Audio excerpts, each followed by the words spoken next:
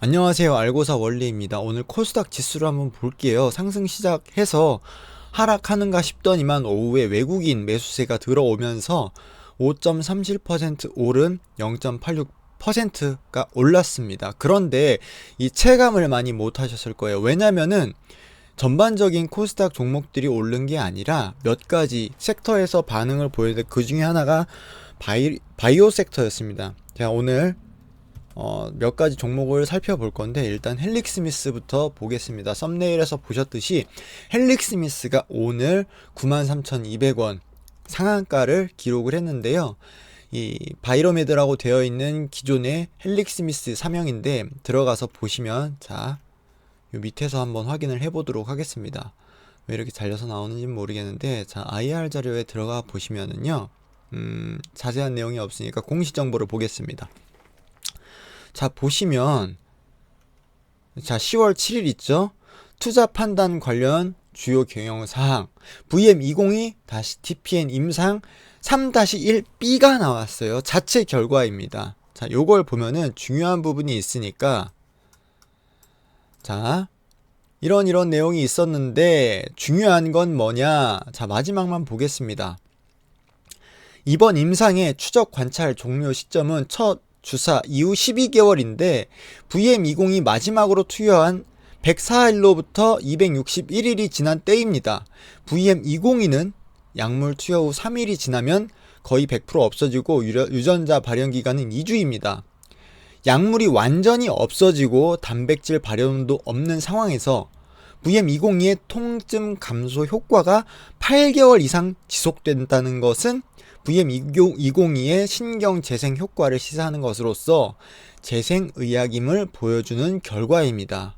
이걸 가지고 바탕으로 성공입니다 라고 이야기를 했어요. 자, 관련 주요 사항 밑에 걸 보겠습니다. 3-1B 임상은 FDA로부터 별도의 임상 계획 승인, 임상 시험 계획서 승인 과정을 거친 독립적인 두 번째 임상 3상입니다. 이게 원래대로라고 하면은 조금 더 늦게 나와야 되는 게 맞아요. 기존에는 이 부분이 당장에 나오지 않을 것처럼 얘기를 했었기 때문에 우리는 기대를 안 하고 있었단 말이에요. 그런데 이 부분이 나와주면서 오늘 주가가 급등 상한가로 잠그는 모습을 보여줬다. 기존에도 제가 말씀을 드렸지만 끝나지 않았다, 죽지 않았다라고 제가 강하게 어필을 했었어요. 왜냐, 약물이 혼용된 거지. 그러니까 쉽게 말해서 시험지가 뒤바뀐 채로 학생들이 시험을 본 거지 이 시험 자체에 문제가 있었던 건 아니다라는 거였거든요. 그래서 이 임상이 나오는 것과 FDA와 미팅에 대해서 기대감을 아직 우리가 가져가 볼 수 있는 시점이다. 그러니까 포기하지 마세요 라고 말씀을 드렸던 건데 이 호재가 나와줬습니다. 그래서 오늘 상한가가 보여주었는데 앞으로 얼마나 더 이 기대감에 힘을 실어줄 수 있는지는 좀 지켜봐야겠지만 지금 상황에서는 보유하고 계신 분들이라면은 무조건 홀딩을 하셔야 되는 게 맞는 거고요. 나는 신규로 들어가고 싶다. 그런 분들은 제가 딱 정답 드릴게요. 지금 들어가는 건 거의 베팅이에요. 그러니까 FDA와 미팅 있잖아요. 거기에서 프리 NDA에 대한 어떠한 결과물이 도출되었다. 그때가 20만원이든 30만원이든 상관없습니다. 그때 들어가서 매수를 하시는 게 오히려 안전하게 진입할 수 있는 거지. 막말로 이거는 뭐 벌어진 일은 아니지만 우리가 예측을 해보건데 만약에 이게 NDA 절차에서 뭐 진입을 못하고 조금 더 두고 봐야 된다. 뭐 3-2에서 뭐 어떻게 시험을 지속적으로 해볼 필요가 있다. 이런 이야기가 나와준다고 하면은 거기에 대해선 기대감이 조금 사그라들 수 있기 때문에 조심스럽게 신규 매수는 좀 조심스럽게 대응해 볼 필요가 있다라고 말씀을 드리고 싶어요. 이거는 이 정도까지만 보고 몇 가지만 더 이제 말씀을 드린다고 하면은 이제 날짜예요. 자, 11월입니다.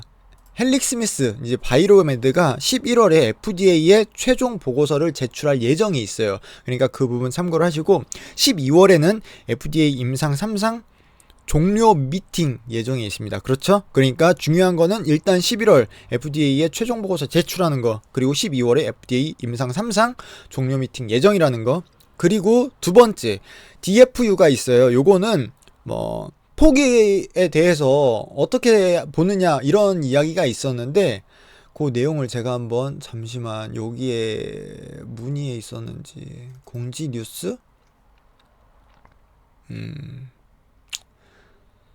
DF 이게 맞나 모르겠는데 여러분 보시면 여기 있네요.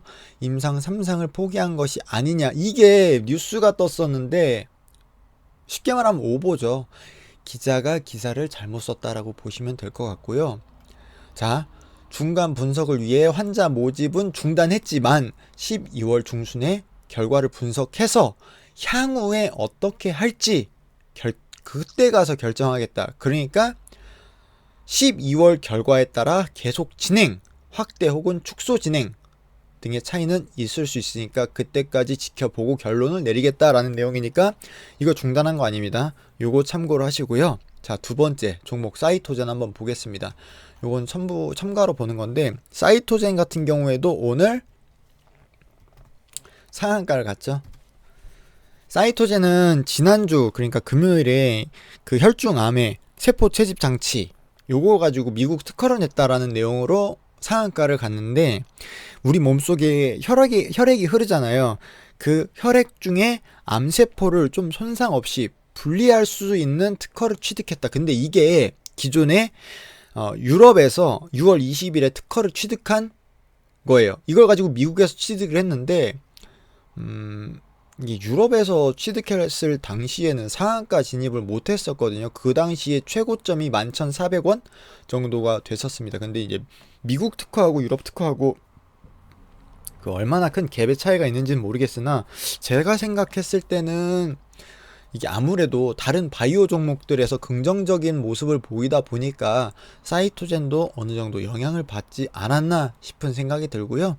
예, 그 정도로만 참고를 하시고 신라젠도 오늘 상한가를 갔는데 솔직히 말씀드리면은 신라젠 잘 모르겠습니다. 잘 모르겠어요. 그래서 제가 말씀드리고 싶은 건 기술적인 분석으로 한번 접근을 해보는 게 좋지 않나 싶은 생각이 들어요. 자, 일봉 차트로 한번 보겠습니다. 이렇게 보면은 지금 잘 안 보이는데 고점이 11,500원 정도 되는 것 같더라고요. 그러니까 그 부근을 넘어야지만 추가적인 상승을 기대해 볼 수 있다라고 보여지고요.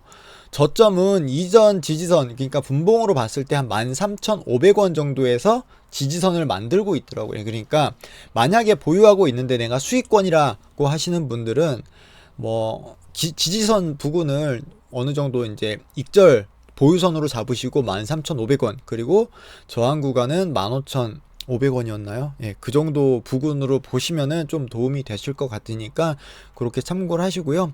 오늘은 여기까지 하고 그리고 저희가 지금 저하고 제 아는 형님하고 같이 이제 카톡방에서 여러분들 오시면 뭐 의견 공유 제가 하나만 말씀드릴게요. 들어오자마자 나 이거 모르겠어요. 나 이거 알려주세요. 그렇게 하면은 저희도 다 직장인이기 때문에 거기에 대해서 일일이 답변을 드릴 수가 없어요. 답변 없다고 뭐야 이방 뭐 알려줄 것처럼 하더니 아무 말도 없고 그렇게 생각하지 마시고 여러분 제가 항상 말씀을 드리지만 이거 저희가요 여러분들한테 정보도 물론 드리겠지만 저희가 관심 있는 분야에 있어서 정보를 드리는 거지 코스닥 코스피 전체 종목에 대한 뭐 분석? 그쵸? 그런 거는 어떻게 보면 불가능한 거예요. 그러니까 그런 부분도 어느 정도 이제 들어와서 내가 아는 정보는 이런 정보도 있더라 라고 공유도 해주시고 궁금하신 게 있으시면 물어보실 수도 있는데 다짜고짜 들어와서 질문하시고 답변 없다고 뭐야 이 방 망했나요? 그런 식으로 치부하시고 나가시는 분들이 있더라고요. 좀 솔직히 그런 분들 좀 제가 기분이 안 좋았는데 차라리 그렇게 하실 거면 들어오질 마세요. 근데 나 정말 소통해서 내가 아는 정보 이런 거 있는데 서로 공유하면서 으쌰으쌰 해보고 싶다라고 하시는 분들 들어오셔도 좋습니다. 근데 방 제목이 예전부터 만들어 놓은 거라 뭐 2030 주식방 이렇게 되어 있는데 뭐 그냥 숫자나 방 제목은 너무 신경 쓰지 마시고요. 들어오셔서 서로 간에 소통하고 좋은 정보 공유했으면 좋겠습니다. 오늘 여기까지 하고요. 좋아요와 구독 버튼 꼭 눌러주시면 감사하겠습니다.